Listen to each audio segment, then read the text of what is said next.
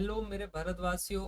आप सभी से निवेदन है कि अरावली बचाओ, राजस्थान की जीवन रेखा अब खतरे में है। देखो दोस्तों, आप आंखें बंद कीजिए और कल्पना कीजिए एक ऐसी दीवार जो रेगिस्तान को रोकती है, जो हवा को जहर बचाने से बचाती है और यहाँ तक कि भारत की धरती को जिंदा रखती है। क्यों बात कहना चाह रहा हूँ ये सब? कि देखो, ये दीवार है जो ईंटों की नहीं है, ये पहाड़ों की है। इसका नाम है अरावली। क्योंकि दुनिया की सबसे पुरानी पर्वत श्रृंखला में से एक जो अभी तक जीवित है, जो है करीब 2 अरब साल पुरानी है, जो राजस्थान की रीढ़ की हड्डी कहा जाता है और साथ में दिल्ली एनसीआर की सांसें भी कहा जाता है। ये क्यों कह रहा हूं मैं? लेकिन आज ये जीवन रेखा टूटने के कगार पे है। नवंबर 2025 की बात करूं मैं, तो भारत की सर्वोच्च अदालत ने अरावली की एक नई परिभाषित स्वीकार की है, जो सिर्फ पहाड़ अरावली माने जाएंगे जो 100 मीटर से ऊंचे है ना। मतलब मैं कह सकता हूँ आप सभी को कि 90% अरावली अब कानून की नजरों में अरावली ही नहीं रही। और अब कानून हटता है तो बुलडोजर चलता है, खनन कंपनी इंतजार करती है। आज हम जानेंगे अरावली क्यों जरूरी है, ये फैसला क्यों खतरनाक है और हम क्या कर सकते हैं। हमें यहाँ पे सभी को इकट्ठा होने की जरूरत है और एक सही डिसीजन लेके निर्णय लेना होगा। क्यों नहीं लिया जाए निर्णय डिसीजन, तो भारत है जो पूरा विश्व एक खंडित हो जाएगा।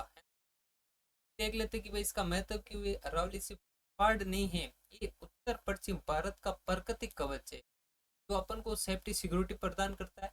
अगर अरावली नहीं होती तो थार का रेगिस्तान कब का जयपुर दिल्ली गुरुग्राम तक पहुंच चुका होता है ना। वैज्ञानिक चेतावनी देते अगर अरावली हटेगी तो रेत के तूफान बढ़ेंगे, तापमान बढ़ेगा, हवा जहरीली हो जाएगी। दिल्ली की हवा आज भी थोड़ी थोड़ी सांस लेने लायक है, उसमें अरावली का योगदान है ना। ये मैं सीधी सी सिंपल सी बात कह रहा हूँ आप सभी को, तब दिल्ली आते जाते होगे। ये पहाड़िया पानी की फैक्ट्री है। एक हेक्टर अरावली अगर करीब 20 लाख लीटर पानी जमीन के नीचे सह सकती है। राजस्थान जहाँ हर बूंद बूंद की कीमत है, वहां अगर अरावली गई तो सूखा स्थायी बन जाएगा। ये जैव विविधता का खजाना है। तेंदुए, भालू, सैकड़ों पक्षी और सैकड़ों औषधीय पौधे, सरिस्का से लेकर रणथंभौर तक। सिर्फ टाइगर रिजर्व ही नहीं, अरावली की गोद में पले रहे जीवन है। और याद रखिए, प्रकृति में छोटे पहाड़ियां भी उतनी ही जरूरी है जितनी ऊंची, है ना। कि देखो, ये पूरी चेन मिलकर ही दीवार बनाती है।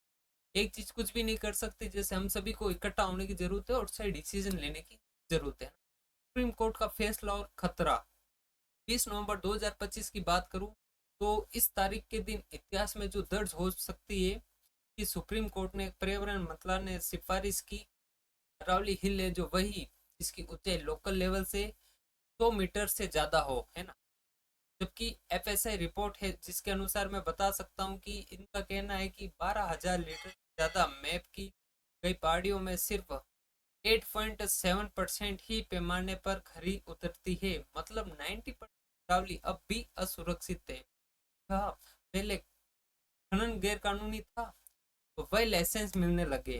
यानी परिणाम इसका, अगर तेजी रेगिस्तानीकरण होगा तो ग्राउंड वाटर का अंत देखने को मिलेगा। इसके साथ ही वन्य जीव का विस्थापन होगा, निश्चित होगा।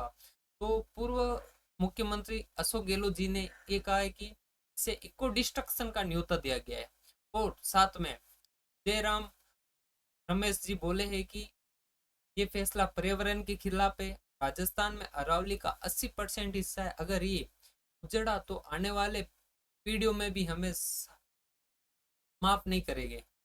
सांस लेने में प्रॉब्लम होगी, बहुत सारे खतरे देखने को मिलेंगे। तो इसके विरोध और उम्मीद की बात करूं मैं, तो यहाँ पे रैली लगाई गई है। युवा, महिलाएं और विष्णु समुदाय के लोग, और मैं चाहता हूँ कि सभी समुदाय के लोग यहाँ पे आए ताकि सही डिसीजन ले पाए। लेकिन कहानियां यही खत्म नहीं होती, राजस्थान जाग रहा है। सह अरावली सिर्फ अब हैशटैग नहीं, आंदोलन बन रहा है। विष्णु समाज जिसने पेड़ों के लिए जान दी, आज फिर वही खड़े हैं। युवा, पर्यावरणविद, किसान सब कह रहे हैं कि अरावली हमारी है। विशेषतः मांग कर रहे हैं कि फैसला की समीक्षा हो, अरावली ग्रीन पॉल प्रोजेक्ट को मजबूत किया जाए, है ना। दोस्तों, अरावली बचाओ मतलब अपना भविष्य बचाना। आज आप चुप रहे तो कल पानी नहीं बचेगा। कभी कदम उठाएंगे, जब रावली पोस्ट करे अपने बदले पेटिशन साइन करे, सवाल पूछे, क्योंकि ये लड़ाई सिर्फ पहाड़ों की नहीं, हमारी सांसों की। रावली बचाए, जीवन बचाए। Thank for all.